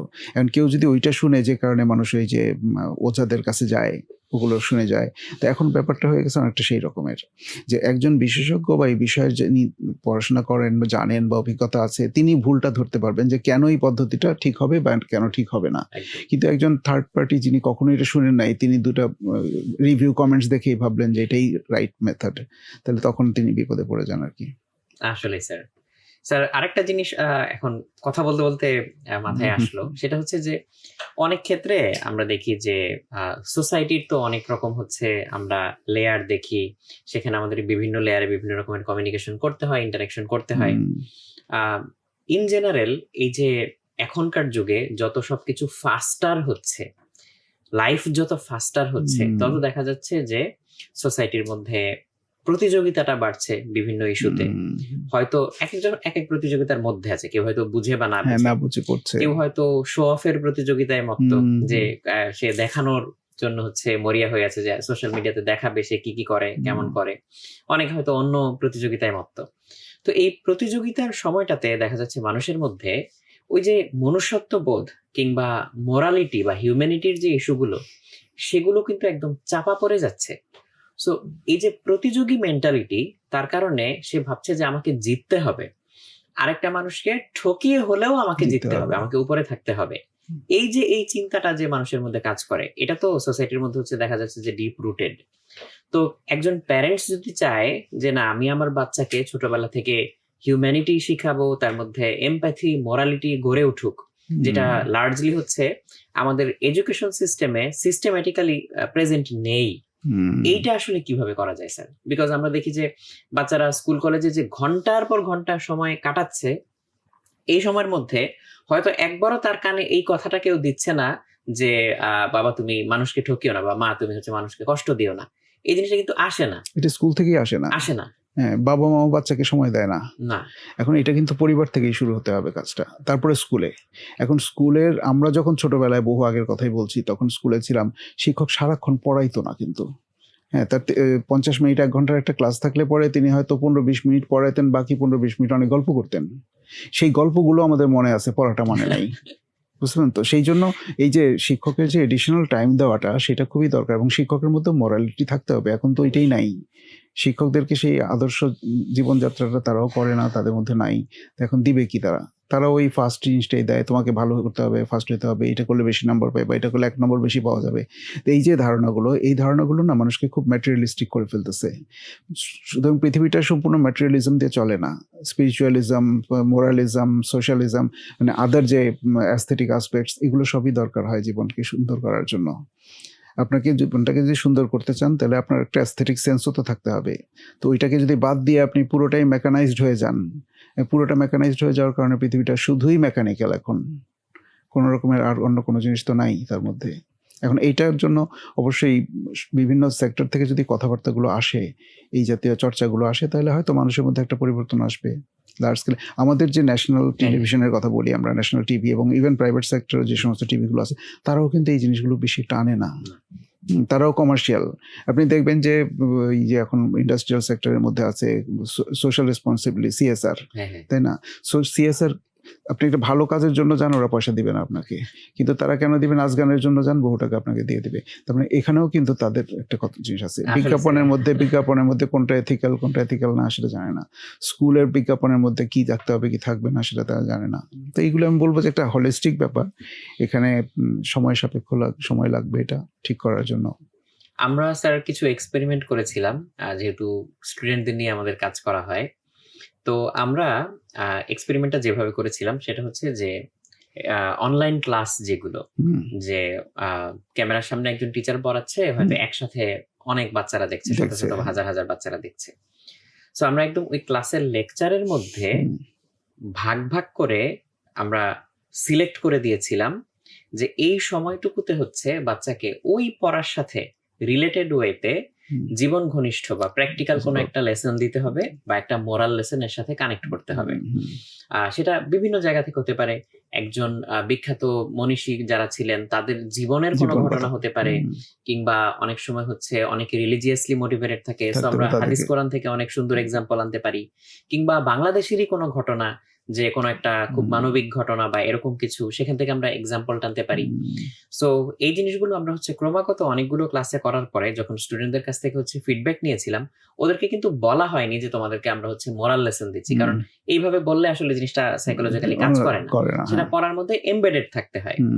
সো এমবেডেড ওয়েতে দেওয়ার পরে যখন আমরা ওদের কাছ থেকে প্যাসিভ ওয়েতে ফিডব্যাক নিয়েছিলাম, একদম স্যার আপনার কথার সাথে পুরোপুরি মিলে গিয়েছে যে ওদের হয়তো পড়াটা মনে নেই, কিন্তু ওই গল্পটা তাদের মনে আছে, বা ওই ঘটনাটা তাদের মনে হয়তো দাগ কেটেছিল। সেটা রিলেট করতে পারলাম এই কারণে। আসলে এখন হয়তো এই জিনিসটা অনেক ক্ষেত্রে অনুপস্থিত, বা অনেক শিক্ষকের বা অনেক প্রতিষ্ঠানের মধ্যে এই জিনিসটা আসলে এইভাবে নেই। একটা সময় আসলেই ছিল, আমি যদি আমার ছোটবেলার কথা বলি, অনেক টিচারের কথা, অনেক আমার স্যারদের কথা এখনো মনে আছে, এই কারণে যে তারা হচ্ছে আমাদের যে কেয়ার করতেন, ওই কেয়ারটা না আমরা বুঝতে পারতাম যে এই মানুষরা আমাদের জন্য আসলে কেয়ার করে, তাদের মধ্যে ওই মমতাটা ছিল। হ্যাঁ। তো সেটা আস্তে আস্তে উঠে যাচ্ছে। ওই শিক্ষকরা মনেও থাকে তাদের কথা, তাদের ইম্প্যাক্টটা বেশি হয় ছাত্র জীবনে। স্যার এই জিনিসটা আসলে তাহলে ফিরিয়ে আনার জন্য মানে আমরা বিভিন্ন সেক্টর থেকে আমরা কি করতে পারি? যেমন আমি আমি একজন প্যারেন্ট, আমার ছোট একটা বাচ্চা আছে, সো আমি হয়তো ওকে নিয়ে অনেক কিছু চিন্তা করতে পারি। আবার কেউ হয়তো একটা শিক্ষা প্রতিষ্ঠান চালায়, তার সেখানে সে কিভাবে চিন্তা করতে পারে? স্যার এই বিষয়টা যদি একটু। এটা প্রত্যেকের নিজ নিজ অবস্থান থেকে এই বিষয়টাকে সচেতন থাকা। বাবা মা হিসেবে আপনি আপনার সন্তানের সাথে সময় দেন, খেলেন, তাকে প্রতারণা করবেন না কখনো, এটা একটা বড় বিষয়। মানে প্রতারণা করে তো আমরা প্যারেন্টস করি না বাচ্চাদের সাথে, দিব বলে দেই না। আমি কাউন্সিলিং করতে গিয়ে এটা দেখেছি। এখন ইন্টারমিডিয়েট পাস করে আসছে, লেখাপড়া মনে নাই। যখন বাচ্চাটার সাথে কথা বললাম তখন বললো যে আমাকে বাবা বলেছিল পরীক্ষা পাস করলে একটা সাইকেল কিনে দেবে, আজও দেয় নাই। এই যে কমিটমেন্ট, এইখানে একটা ব্যাপার আছে। শিক্ষা প্রতিষ্ঠানগুলো তো সেটাই, মানে শিক্ষা প্রতিষ্ঠান হোক বা অন্য কোনো অর্গানাইজেশন হোক, কতগুলো ডিসিপ্লিন থাকা দরকার, যে ডিসিপ্লিনগুলো জীবনের সাথে জীবন ঘনিষ্ঠ এবং যে ডিসিপ্লিনগুলোর মধ্যে মোরাল ইম্প্যাক্ট থাকে সেগুলো তো সবসময় বই পড়ে হয় না, এগুলো জীবন থেকেই শিখতে হয়, জীবন থেকে এগুলো নিতে হয় মানুষকে। তো আলোচনার মাধ্যমে সেগুলো আসবে, কখনো কখনো বিশেষ আলোচনায় বক্তব্যে সেগুলো তুলে ধরা যেতে পারে। এখান থেকে যার নেওয়ার সে নিতে পারবে, আপনি জোর করে কাউকে শেখাতে পারবেন না। প্রত্যেকটা সংস্থাতেই এই আদর্শটুকু থাকা দরকার, কিন্তু অনেক সংস্থাই আছে যেখানে আদর্শ বলে কিছু নাই। যে কিছু পারে না তাকে দায়িত্ব দিচ্ছে, যে কিছু পারে তাকে দায়িত্ব দিচ্ছে না, তাকে সরিয়ে দেওয়ার চেষ্টা করতেছে। এগুলো বড় বড় সংস্থাতে, সরকারি সংস্থাতে ওইরকম হয়। আপনি প্রায় অর্গানাইজেশনে দেখবেন যে রাইট পার্সনকে তারা প্রমোট করে না। তাহলে যেখানে রাইট পার্সন প্রমোট করে না সেখানে আরেকটা লোক কেন পরিশ্রম করে ভালো কিছু শিখবে? অতএব সেও ওই রকমই চলে যায় যে ঠিক আছে, ভালো কথা বললে তো কাজ হবে না, আমরা বাঁকা হাতেই ঘি তুলি, ওই মোটিভেশনটাই নাই, নষ্ট হয়ে যাচ্ছে সেটা। তো এই জিনিসগুলো সচেতন করতে হবে যে সেটা কি পরিবার, কি সমাজ ব্যবস্থা, কি ইন্ডাস্ট্রি, কি ইভেন গভর্নমেন্ট, সব জায়গাতেই জিনিসটা আসে। স্যার আরেকটা বিষয়ে, যেমন অনেক সময় দেখা যায় যে যে বাচ্চারা অনেক বেশি টেকেন কেয়ার অফ, লাইক হচ্ছে তার প্রবলেম কোনো কিছু তার নিজে সলভ করতেই হচ্ছে না, কেউ না কেউ তাকে সলভ করে দিচ্ছে, তাদের ক্ষেত্রে অনেক সময় দেখা যায় যে তারা পরে কিন্তু বাস্তবতার সাথে খাপ খাইয়ে নিতে পারে না। তাদের হয়তো মেন্টাল রেজিলিয়েন্স কিংবা ডিসিপ্লিন এগুলো অনেক কম থাকে। সো ছোটবেলা থেকে আসলে এই যে মেন্টাল রেজিলিয়েন্সটা, এটা আসলে তৈরি করার উপায় ওইটা তাকে কাজের মধ্যে দিতে হবে, তার চ্যালেঞ্জটা সে যেন নিজেই ফেস করে। কিন্তু এখন তো বাচ্চাকে ওই সকাল থেকে, মানে জন্মের পর থেকে যত কাজ করে দিচ্ছে, যখন স্কুলে ভর্তি হয় তার ব্যাগ গোছানো, জামা পরানো, কি নিতে হবে, খাতা পেন্সিল গুছিয়ে দেওয়া, সবই মা করে দিচ্ছে। তো এর ফলে বাচ্চাটা কখনো চিন্তা করে না। পরীক্ষার জন্য তাকে নোট বই দেওয়া হচ্ছে, গাইড বই দেওয়া হচ্ছে, টিচার নোট করে দিচ্ছে, সেটা সে পড়তেছে, নিজে বানিয়েও লেখে না। এর ফলে হয় কি, তার যে ইন্টেলেকচুয়াল যে ক্যাপাসিটি অথবা তার যে ইভেন বায়োলজিক্যাল যে ক্যাপাসিটি, সেটাও গ্রো করে না। যারা বেশি দৌড়ায় তাদের বডি গ্রোথ ভালো হয়, আর যে দৌড়ায় না তার বডি গ্রোথ দুর্বল হয়, স্বাভাবিক জিনিস। যে চিন্তা করে তার থিঙ্কিং ক্যাপাসিটি বাড়বে, যে চিন্তা করবে না তার থিঙ্কিং ক্যাপাসিটি বাড়বে না। তো এই ঘটনাটাই ঘটে আর কি, যে যেহেতু পরিবার এবং স্কুলও মোটামুটি সবকিছুই, মানে কি বলবো, প্রেসক্রিপটিভ, এভরিথিং ইজ প্রেসক্রিপটিভ, সবকিছু করে দেওয়া হচ্ছে, আবার অর্গানাইজ করে দেওয়া হচ্ছে। আপনি বাচ্চাকে খেলনা দিচ্ছেন, রিমোট কন্ট্রোলের খেলনা, তা রিমোট কন্ট্রোল বা যদি স্প্রিং দেওয়া খেলনা দেন, তার তো চিন্তা করার দরকার নাই, টিপ দিলেই গাড়ি চলবে। কিন্তু তাকে যদি এমন কিছু দেন, তুমি একটা গাড়ি বানাও, কিভাবে গাড়িটা চলে তুমি চিন্তা করো, তাহলে এটা হবে। একটা সময় ছিল বাচ্চাদেরকে আপনি দেখতেন যে সুপারি গাছে, আপনি কি দেখেছেন গ্রামে সুপারি গাছের যে ছালটা পড়ে না, পাতাটা, ওইটার মধ্যে বসে দুইজন বসে, একজন টানে, করেছেন। তো এই যে সুপারি গাছের টানা, এটা বাচ্চাদের ডেভেলপমেন্টকে সাংঘাতিক রকম সাহায্য করে। গ্রামের ছেলেমেয়েরা কিন্তু শহরের ছেলেমেয়েদের চাইতে মাচ বেটার ডেভেলপড। কিন্তু শহরের ছেলেমেয়েরা ওই যে সবকিছু করে দিচ্ছে, গ্রামে গাছে চড়ে, পাখি ধরে, মাছ ধরে, এই করে সেই করে, নৌকা চালায়, কিন্তু শহরের ছেলেমেয়েরা ওগুলো পারে না। ফলে ওদের থিঙ্কিং ক্যাপাসিটিটাই পুয়ার হয়ে যায়। এখন গ্রামের ছেলেমেয়েদেরকে আপনি এনে যদি তাদেরকে একটু ডেভেলপড ওয়েতে থিঙ্কিং করার সুযোগ দেন, স্কোপ দেন, তুমি চিন্তা করো, তাহলে তাদের চিন্তাটা ভালো খুলবে, তারাই ভালো করবেন। কন্ট্রিবিউট করছে কিন্তু এরাই বেশি আমাদের সমাজ ব্যবস্থার মধ্যে। আপনি যারা রুরাল সেক্টর থেকে আসতেছে, যে কোনো সেক্টরে দেখেন, ডাক্তার, ইঞ্জিনিয়ার, সরকার, ব্যারিস্টার ইত্যাদি, ইভেন সরকারের মধ্যেও এরা ভালো কাজ করছে। কারণ হচ্ছে এরা ওই ইয়ের মধ্যে নাই, ওরা ওই ছাঁচে গড়ে ওঠে নাই। আমাদের ছেলেমেয়েদেরকে আমরা ছাঁচে ফেলে বড় করি, আর ওরা হলো ফ্রিলি বড় হয়েছে আর কি, সেই জন্য সুবিধা হয় ওদের। Absolutely sir. খেলনার বিষয়টা আমি রিলেট করতে পারলাম। কারণ আমি দেখেছি যে বাচ্চারা বইপত্রে হয়তো অনেক থিওরি পড়ে। ধরা যাক 9, 10 এ একটা বাচ্চা হচ্ছে একটা সার্কিট ডায়াগ্রাম শিখলো। কিন্তু সে আসলে কখনো দেখেনি যে এই রেজিস্ট্যান্সটা আসলে দেখতে কেমন? হ্যাঁ, বা ব্যাটারিটা আসলে কিভাবে কানেক্ট কাজ করতে করে। হয়? এটা তারা দেখেনি। যেহেতু বিজ্ঞান বাক্স নিয়ে আমাদের কাজ করা হয়, সেখানে যেই বাচ্চারা নিজে হাতে ব্যাটারি দিয়ে, সুইচ দিয়ে একটা লাইট করতে জ্বালিয়ে পারে, ফেললো, হ্যাঁ। ওকে আমি না কোনো প্রশ্ন করে আর আটকাতে পারি না। কারণ ও নিজে অলরেডি জানে, একবার এটা করেছে। ওকে আমি যদি ভুলও দেই যে দেখো তো এইভাবে লাগালে হবে, ও সাথে সাথে আমাকে বলে দেয় যে না এটা কাজ করবে না। হবে না। বিকজ ও নিজে করেছে, এক্সপেরিয়েন্স করেছে। এই জিনিসটা আসলে থিওরি পড়ে হতো না। সো এটা একদম আমার নিজে চোখের সামনে দেখা। এগুলি কাজ করতে হয়, এগুলি না। এখনকার স্টুডেন্টদের কথা আমি জানি না, এখন স্কুলের বাচ্চারা কি। আমরা যখন স্কুলে পড়তাম তখন 6-7 এর ছেলে মেয়েরা, কিছু কিছু স্টুডেন্ট ছিল, ওরা ট্রানজিস্টার বানাতো। হ্যাঁ, ওই ট্রানজিস্টার দিয়ে কি করে কয়েল পেঁচিয়ে রেডিও স্টেশন গুলো ধরতো। এটা কোনো বইতেও ছিল না, কিন্তু এখন অনেক স্টুডেন্ট আছে যারা এগুলো করে। সেই জন্য বিজ্ঞান প্রদর্শনী যারা করে। তবে বিজ্ঞান প্রদর্শনীর মধ্যে মনে হয় যে ওদেরকে গাইড করার চাইতে গাইড করা উচিত, কিন্তু ডিকটেট করা উচিত না। তুমি এটা বানাও, তুমি এটা বানাও। সে যা বানাবে সেটা নিয়ে আসতে পারে। এগুলো শুধু প্রদর্শনী কেন, রেগুলার ক্লাসেও তো থাকতে পারে। এটা তার টোটাল কারিকুলামের মধ্যে যদি এরকম কিছু থাকে, ইনোভেটিভ এক্সপিরিয়েন্সের জন্য তাকে একটা নাম্বার দেওয়া হবে। এখন তো নাম্বারই চায় সবাই। তাহলে ইনোভেটিভ কাজের জন্য যদি একটা নাম্বার রাখা হয় যে ঠিক আছে 100 নাম্বার থাকবে সারা বছরের কি ইনোভেশন করলা তার উপরে, তাহলে দেখবেন যে ওদের কিভাবে ব্রেন খুলতে শুরু করে, চিন্তার বেড়ে যায়। না আসলে স্যার এটা দরকার আছে। স্যার আপনার কথা থেকে আমার দুইটা এক্সপেরিয়েন্স মনে পড়লো। একটা হচ্ছে দুইটাই বিজ্ঞান মেলার, স্কুলে যে বিজ্ঞান প্রদর্শনী হয় সেই বিজ্ঞান মেলা। একটাতে হচ্ছে বাচ্চারা হচ্ছে কেবল আইডিয়াটাকে একটা রূপ দেওয়ার চেষ্টা করেছে, যে ওটা ওদেরকে সাম কাইন্ড অফ ডিকটেটই করা হয়েছিল, বলেই দেওয়া হয়েছিল যে তোমরা এরকম বানাও। সো ওইগুলো সব থিওরিটিক্যাল মডেল ছিল। সো ওরা কিন্তু নিজেরাও আসলে জিনিসটার ভিতরে ঢোকার সুযোগ পায়নি বাচ্চারা। সো যার ফলে ওদের নলেজটা ভাষা ছিল বা সারফেস লেভেলে ছিল। আরেকটা জায়গায় গিয়েছিলাম, সেখানে হচ্ছে বাচ্চাদেরকে ওপেন ক্যানভাস দেয়া হয়েছিল এবং ইচ্ছা মতো স্কুল থেকেই যন্ত্রপাতি যা লাগে, সার্কিট টার্কিট ব্যাটারি যা ইচ্ছা দেয়া হয়েছিল। ওদেরকে বলেছিল যে তোমরা কোনটা সম্পর্কে জানতে চাও আমাদেরকে বলবা, এই যে আমাদের স্পেশাল ইনস্ট্রাক্টর আছেন উনি তো তোমাদেরকে বলবে। সো ওরা ওইগুলো নিয়ে প্রশ্ন করতে করতে ওরা নিজেরা খুব সুন্দর সুন্দর প্রজেক্ট দাঁড় করিয়ে ফেলেছিল। বিকজ এই যে একটার সাথে একটা লিঙ্ক করা, ও জিনিসটা জানলো যে এটার ফাংশনালিটি এইটা। সো এখন ও নিজে বুদ্ধি বের করবে যে এটা নিয়ে আমি কি করতে চাই। চমৎকার আইডিয়া। ওদের কিন্তু হচ্ছে আমি দেখেছি যে লার্নিংটা অনেক বেটার হয়েছিল। আমি অনেক প্রশ্ন করেছিলাম ওদেরকে। সো দেখলাম ওরা খুব সুন্দরভাবে চিন্তাটা করতে পেরেছিল। সো এটা একটা এক্সপেরিয়েন্স মনে পড়লো যে ওদেরকে সুযোগ দিলে আসলে বাচ্চারা অনেক লার্ন করতে পারে। বাচ্চাদের তো কিউরিওসিটি হচ্ছে ওদের সুপার পাওয়ার সময়। তো এই কিউরিওসিটিটাকে আসলে আমরা অনেক সময় নার্চার করি না দেখে হচ্ছে এটা আস্তে আস্তে মরে যায় বা ধ্বংস হয়ে যায়।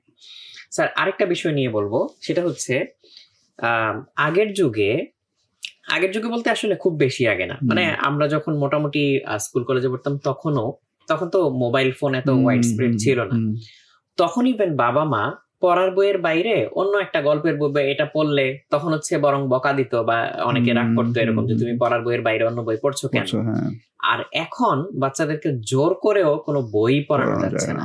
সবাই ওই মোবাইলের স্ক্রিনটাতে এত বেশি অ্যাডিক্টেড এবং এটার ফলাফলটা খুব ভিজিবল এখন। যখন বই পড়তে হতো তখন তো ইমাজিন করতে হতো, ব্রেইনটা কাজে লাগতো। আর এখন সবকিছু হাতে হাতে দেখিয়ে দেয়া হয়, ফলে বাচ্চাটা শুধু কনজিউম করে, ও চিন্তা করে না, ওর মধ্যে মাথায় নতুন কোনো কনস্ট্রাক্ট তৈরি হয় না। সো জাস্ট কনজিউম করতে করতে ওর ব্রেইনের ক্যাপাসিটি হয়তো আসলেই এখন কমে যাচ্ছে। সো স্ক্রিন থেকে বাচ্চাদেরকে বইমুখী করার আসলে উপায় কি স্যার? বইমুখীর জন্য আসলে বইটা তো এখন আপনি 7-8 এসে যদি বলেন তাদেরকে বইমুখী করতে চাই, হবে না। আপনি একদম প্লে গ্রুপ, নার্সারি গ্রুপ থেকে শুরু করতে হবে আপনাকে। ওই বয়স থেকেই তাদেরকে অসংখ্য বইয়ের মধ্যে ফ্লাডেড করে দিতে হবে। ছবির বই, গল্পের বই, পড়াশোনার বই এবং পরীক্ষার সময় পরীক্ষাটা কেন্দ্রিক ব্যাপারটাকে দূর করে ফেলতে হবে। কারণ পরীক্ষাটা ড্যামেজ করার জন্য যথেষ্ট ভালো একটা মেকানিজম, মানুষের মেকানিজম, ইন্টেলেকচুয়াল অ্যাবিলিটিটাকে ড্যামেজ করার জন্য এই যে পরীক্ষা ভীতিটা, এই সেটা থেকে দূর করে আনতে হবে। এবং ছোটবেলা থেকে যদি তাদেরকে উৎসাহী করে ফেলা যায়, পড়ার প্রতি আকর্ষণ করা যায়, তাহলে মোবাইল খুব একটা কাজে আসবে না। আর প্যারেন্টসদের কাছে আমি এটা বলবো যে তারা যেন বাচ্চাদেরকে স্মার্টফোন না দেয়। কারণ এটা একটা মেইনস অফ কমিউনিকেশন, তো এটা রাখতে হতে পারে। এতে অ্যানালগ ফোন দিয়ে কোথায় আছো কি আছো একটু জানা যাবে। স্মার্টফোন দিলেই ওইটার থেকে যে অন্যদিকে যাওয়ার একটা সুযোগ আসে। একটা পর্যায়ে যে তারা এই ফোনটা দরকার হতে পারে, ল্যাপটপ ট্যাব এগুলো দরকার হতে পারে, সেগুলো থেকে ওরা শিখবে, কারণ এটা একটা বিগ সোর্স অফ মানে ইনফরমেশন এটা হয় সেই জন্য। কিন্তু আর্লি স্টেজ অ্যাটলিস্ট ক্লাস 5-6 পর্যন্ত এগুলো ইভেন মানে এই ক্যালকুলেটরও না দেওয়া উচিত। ক্যালকুলেটর দিলেও তো হয়ে যায়, তাদের গণাগুনি করার জন্য যে ক্ষমতাটা সেটা নষ্ট হয়ে যায়। এই ক্যালকুলেটর আসার আগে তো যারা অ্যাকাউন্টেন্ট ছিল তারা তো কলম ধরে টান দিত আর সংখ্যা যোগ করে ফেলতো, তাই না? কিন্তু কয়েক সেকেন্ডের মধ্যে তারা 20-30টা নাম্বার যোগ করে ফেলতে পারতো তখন। কিন্তু এখন আপনি ওই দেখবেন যে ডিপার্টমেন্টাল স্টোরে গেলে যারা ক্যাশে বসে 10 টাকার সাথে 5 টাকা যোগ করলে কত হবে সেটাও মেশিন দিয়ে ক্যালকুলেট করতে হয়। এইরকম অবস্থা হয়ে গেছে এখন। ক্যালকুলেটর তাদের লাইফকে এমনভাবেই করে ফেলছে, অন্ধ করে ফেলছে। তো হয়তো বা এমন হতে পারে যে আমি বলবো যে এই জিনিসগুলো থেকে সরে আসা, বই থেকে সরে আসার ফলে হয়তো মানুষ আরেক দিকে ডেভেলপ করছে। কারণ মানুষ তো একদম বসে থাকবে না, বিবর্তন কিন্তু থেমে থাকে না কখনো, কোনো না কোনো ভাবে এগোচ্ছে, কিন্তু আমাদের প্রত্যাশিত পথে এগোচ্ছে না হয়তো আর কি।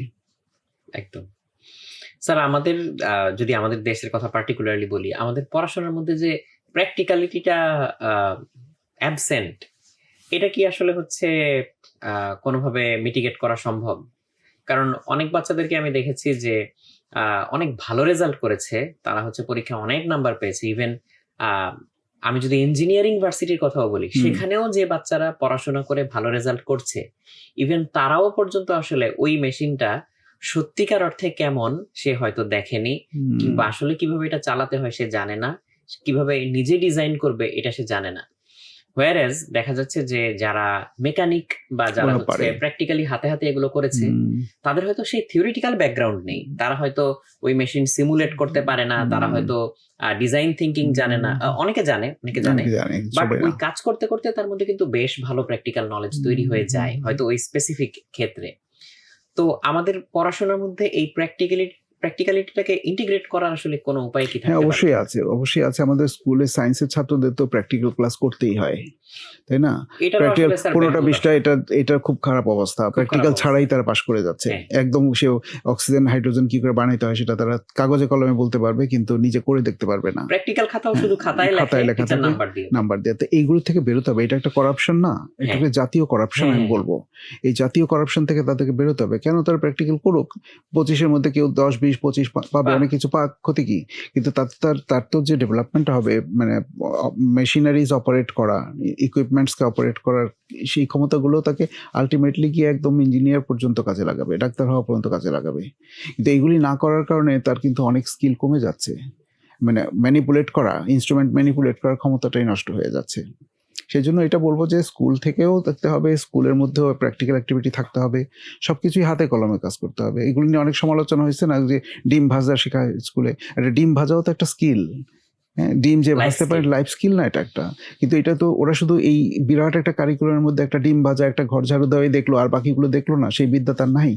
যারা সমালোচকদেরকে আমি বলছি আর কি, কারিকুলামের মধ্যে আপনি পুরো কারিকুলামটা দেখার চেষ্টা করেন। আমাদের সমালোচকরাও কিন্তু হলিস্টিক সমালোচনা করে না, একটা ওই হাতি দেখার মতন একটা জিনিস নিয়ে কথা বলে, কেমন না? তো ওইটা সমালোচনা করলে মানুষের মধ্যে একটা ভুল ধারণা তৈরি হবে। আমাদের শিক্ষা ব্যবস্থা সম্পর্কে ভুল ধারণাটা এভাবেই হয় যে মানে XYZ সবকিছুই মানে সমালোচনা, যে কোনো বিষয় নিয়ে সমালোচনা করতে বললে বাঙালি এটাতে খুব ভালো অভ্যস্ত। আপনি যদি বলেন যে ইঞ্জিনিয়াররা কেমন বলে, আর ওরা কিছু না, সব খারাপ। ডাক্তাররা কেমন, আজকাল সবই খারাপ। এই যে কথাবার্তা একটা সুইপিং কমেন্ট করে, এই কমেন্টটা না করে বুঝে শুনে কমেন্ট করা। মানে প্রচলিত যেটা কথা যে ইঞ্জিনিয়ার মানে হচ্ছে ঘুষখোর, ডাক্তার মানে কসাই, এই সমস্ত কথাগুলো, এই ধরনের সুইপিং কমেন্টস গুলো থেকে বেরিয়ে আসতে হবে। এইটা আমাদের স্কুল থেকে, পরিবার থেকে এই জিনিসটা নিতে হবে যে ডাক্তারদেরকে সমালোচনা একজন ডাক্তারই করতে পারেন, তার কোথায় দুর্বলতা আছে, কোথায় স্ট্রেংথ আছে সেগুলো উনি ভালো বলতে পারবেন। একজন ইঞ্জিনিয়ারকে, একজন পেশাদার ব্যক্তিকে তিনি বলতে পারবেন, আর একজন পেশাদার ব্যক্তি। কিন্তু আমি একজন নভিস, হ্যাঁ, আমি হয়তো তার একজন ক্লায়েন্ট, কিন্তু আমি তাকে সবকিছু ভাবে বলতে পারি না। যেভাবে আমাদের শিক্ষা ব্যবস্থার ক্ষেত্রে, কারিকুলামের ক্ষেত্রে সমালোচনাগুলো আসে, সরকার যখন একটা কারিকুলাম তৈরি করে, এটা একদম না আকাশ থেকে নিয়ে আসে না নিশ্চয়ই এরা, তাই না? এটা বিশেষজ্ঞ থাকে, তারা চিন্তা ভাবনা করে।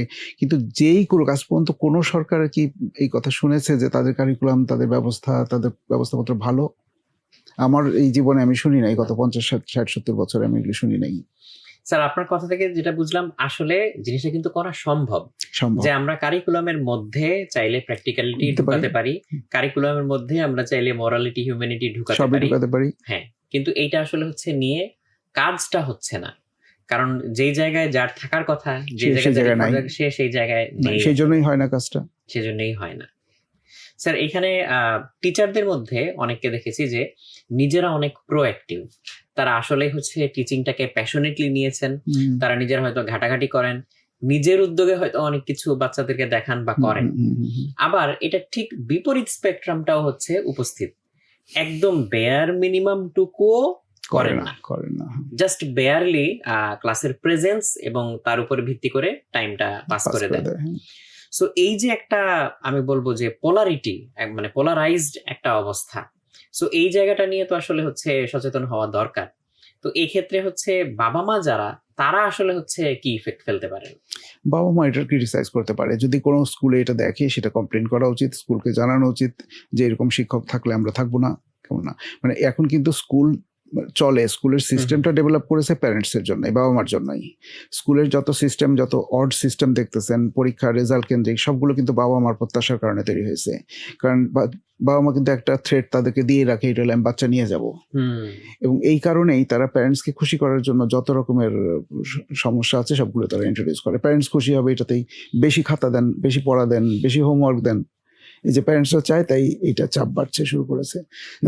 আমি বলবো যে এগুলো থেকে বের করে আনা উচিত, প্যারেন্টসকেও বোঝানো দরকার যে বেশি লোড দিলে পরে শিশুর ডেভেলপমেন্ট ক্ষতিগ্রস্ত হয়, বেশি প্রেশার দিলে ক্ষতিগ্রস্ত হয়। তাকে যত স্বাধীনতা দিবেন তার চিন্তার ক্ষমতা তত বৃদ্ধি পাবে। সে পরবর্তী জীবনে, জীবনটা তো শুধু স্কুল জীবনটাই যথেষ্ট না, তাই না? স্কুলের পরে বড় জীবনটা তো স্কুলের পরেই, মানে স্কুল বলতে আমি বিশ্ববিদ্যালয় অতিক্রম করার পর থেকেই শুরু হয়। এখন আমি এই স্কুল জীবনে যেটা হলো আমার প্রিপারেশন টাইম, এই প্রিপারেশন টাইমটাই যদি আমি হেলায় ফেলায় নষ্ট করি, অথবা মানে আমি ভালো রেজাল্টের দিকে মনোযোগ দিচ্ছি, কিছু শেখার মনোযোগ দিচ্ছি না, তাহলে পরে পরবর্তী যে সারা জীবন বাকি থাকবে আমার 50-60 বছর 70 বছর, সেই সময়টা তো আমার কোনো কাজেই লাগবে না। তখন আমি কখনো আমার কৃতিত্বটা প্রকাশ করতে পারবো না, কারণ আমি প্রথম দিকেই আমি ব্রেনটাকে স্টিফ করে ফেলেছিলাম। স্যার আরেকটা প্রশ্ন করব, সেটা হচ্ছে যে বিশেষ করে বাচ্চারা যখন একটু বড় হয়, বিশেষ করে হচ্ছে কৈশোরে পৌঁছায়, তখন দেখা যায় যে বাবা মায়েদের সাথে তাদের সম্পর্কের যে টানাপোড়েনটা, তার জের ধরে অনেক কিছু হয়তো বাবা মার সাথে শেয়ারিং হয় না, বা হচ্ছে ফ্রিলি অনেক কিছু ডিসকাশন হয় না, এবং এই যে বাবা মার থেকে বাচ্চারা আড়াল হয়ে যায়, এটার কিন্তু সুযোগ নেওয়ার জন্য অনেকে বসে থাকে। সো এইখান থেকে আসলে বাবা মা কিভাবে উদ্ধার পেতে পারে, বাচ্চার সাথে কিভাবে এমন রিলেশন তৈরি করা যায় যে বাচ্চা আসলে বাবা মাকে সবার আগে সবচেয়ে বেশি ট্রাস্ট করবে? এটা তৈরি করতে হবে পরিবারে, এবং এই ট্রাস্টটা আসে হাজব্যান্ড ওয়াইফ রিলেশনশিপের মধ্যে থেকে। ফ্যামিলি লাইফে যখন একটা পরিবার গঠিত হয়, স্বামী স্ত্রীর যে সম্পর্ক, এই সম্পর্কটাই আলটিমেটলি ছেলে মেয়েদের মধ্যে যায়। কেমন, তারা নিজেদের মধ্যে ফ্রেন্ডশিপ নাই, একে অপরকে ট্রাস্ট করে না, অথবা নিজেরা সময় দেয় না, তাহলে ছেলে মেয়ে হওয়ার পরেও তাই হবে। তারা সন্তান নাতিকে বাড়িতে রেখে, আয়া বুয়ার হাতে রেখে দিয়ে চলে যাচ্ছেন, বাইরে কাজকর্ম করতে যাচ্ছেন। সেগুলো তেমন বলবো, যারা খুব বেশি ব্যস্ত, বাবা মা যদি খুব বেশি বাইরে ব্যস্ত থাকে, সারাদিনে তো বাড়িতে আসতেই হবে তাকে, তাই না? এসে যদি 2 ঘন্টাও বাচ্চাকে নিয়েই বসে, তাহলেই যথেষ্ট হয়। সারাদিনে তিনি যদি 1 ঘন্টা মানে কোয়ালিটি টাইম দেয়, যেটাকে আমরা কোয়ালিটি টাইম বলি বাচ্চার সঙ্গে, সেটাই অনেক বেশি বড় হবে, অনেক উপকার হয়। তার কারণ তার বাড়ির যে কেয়ার গিভার যারা, তার তো কেউ উচ্চ শিক্ষিত না, অতি সাদামাটা আয়া বুয়া, হয়তো একটু বাচ্চাকে বেশি আদর করে, খাওয়ায় দাওয়ায়, ঘুম পাড়ায়, এই তো। কিন্তু তার যে মেন্টাল বা ইন্টেলেকচুয়াল ডেভেলপমেন্টের জন্য যে সাপোর্টটা দরকার, যেই সোশ্যাল অ্যাটাচমেন্টটা দরকার, হ্যাঁ, সেই অ্যাটাচমেন্টটা তো তারা দেয় না। সেই জন্য মা যদি এসে, বাবা যদি এসে তাকে 1 ঘন্টা 2 ঘন্টা সময় দেয়, বাচ্চাটাকে ফুল টাইম দেয়, গল্প করে, খেলে, এবং বাবা মার যে বাচ্চার সাথে খেলা না খেলা বা সময় না দেওয়ার কারণটা হচ্ছে তাদের যে পার্টনার, মানে হাজব্যান্ড এন্ড ওয়াইফের যে রিলেশনশিপ, সেই জায়গাতে ঘাটতি আছে, এবং ওই ঘাটতিটা ট্রান্সমিটেড হয় বাচ্চাদের মধ্যে। যে খুবই ইন্টারেস্টিং একটা ফাইন্ড কিন্তু এটা, কারণ অনেকে হয়তো ভাবে যে বাচ্চার জন্য তো আমি অনেক করছি বলতে আসলে ভাবে যে বাচ্চাকে হয়তো প্রোভাইড করছে, কিন্তু এই যে কোয়ালিটি টাইমটা এটা দিচ্ছে না, এইটা আসলে কিভাবে দিবে এটাও কিন্তু অনেক বাবা জানে না এটা। হ্যাঁ, কারণ সে পায়নি, তার নিজেরা পরিবারের মধ্যে পাচ্ছে না, একজন আরেকজনের মধ্যে সারাক্ষণ কথা হয় না, মানে জটিলতা। এবং ফ্যামিলির যত রিলেশনশিপ কাউন্সিলিং এর মাধ্যমে যেটা আমি জানি, বুঝি, সেটা হচ্ছে যে খুবই ট্রিপলিং ম্যাটার দিয়ে তাদের সম্পর্কটার মধ্যে নষ্ট হয়, খুবই, যেটা নাকি মোর টোটালি ইনসিগনিফিকেন্ট মিসকমিউনিকেশন, কি বলতে চাচ্ছে সেটা না বুঝে আমি ভিন্ন অর্থ বুঝলাম এবং সেটা বলে আমাদের মধ্যে সম্পর্কটা নষ্ট হয়ে গেল। এবং এই যে বাবা মার দুজনের সম্পর্ক নষ্ট হওয়ার পরিণতিটা হচ্ছে বাচ্চার উপরে যায় পড়ে। তখন বাচ্চা ভালোবাসা পায় না, আদর পায় না। রাগটা হচ্ছে স্ত্রীর উপরে বা স্বামীর উপরে, সেইটা গিয়ে পড়ে বাচ্চার উপরে।